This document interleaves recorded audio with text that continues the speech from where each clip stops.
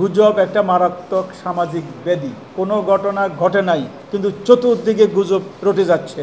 ৯ September ২০২৫ আমাদের যে কাঙ্ক্ষিত ভোটদান সেদিনে শুরু হবে।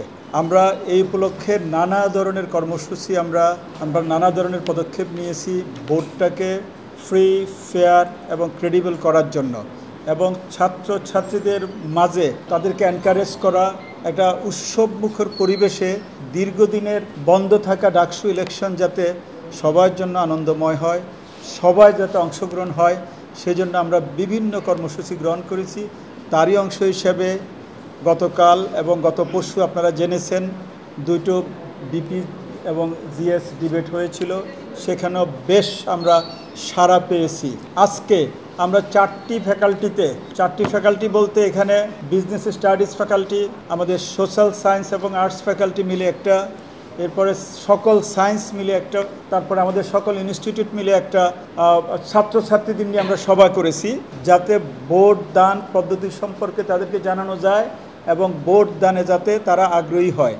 আপনারা জানেন এই ভোটারদের মেজর অংশ কিন্তু নতুন ভোটার, সেই জন্য কমিশনের পক্ষ থেকে আমাদের সম্মানিত কমিশনাররা বিভিন্ন ধরনের গাইডলাইন লিখে তাদেরকে এনকারেজ করার জন্য এই সভাটার আয়োজন করেছে কমিশনের পক্ষ থেকে। তারপরে হচ্ছে আমাদের স্টেক হোল্ডার অংশীজন, এবং আমাদের অনেকের মাঝে একটা শঙ্কা ছিল যে এতগুলো ভোট কি দ্রুত সময় হবে কি না।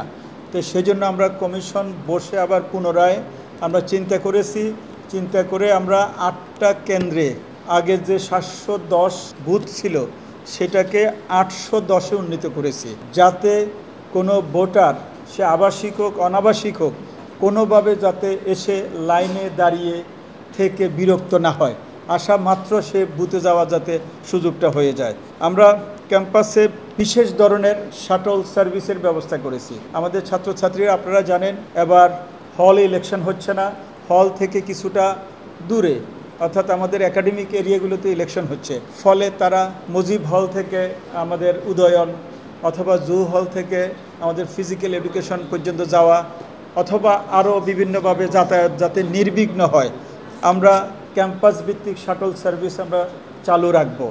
এই ছাড়া ঢাকা শহরে যে বিভিন্ন রুটের বাস চলাচল করে, সেখানে আমরা নাম্বার অফ বাস বৃদ্ধি করেছি।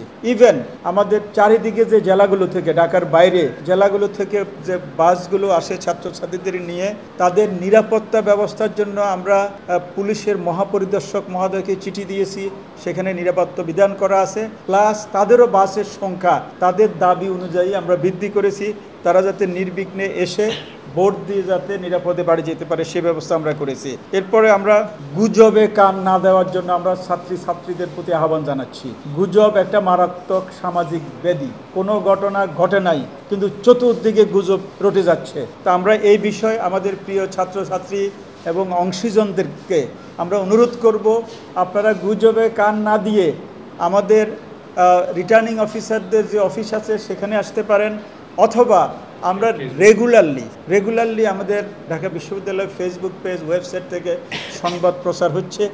এর বাইরে কোনো সংবাদ দেখলে সেটা আপনারা অবশ্যই যাচাই বাছাই করবেন।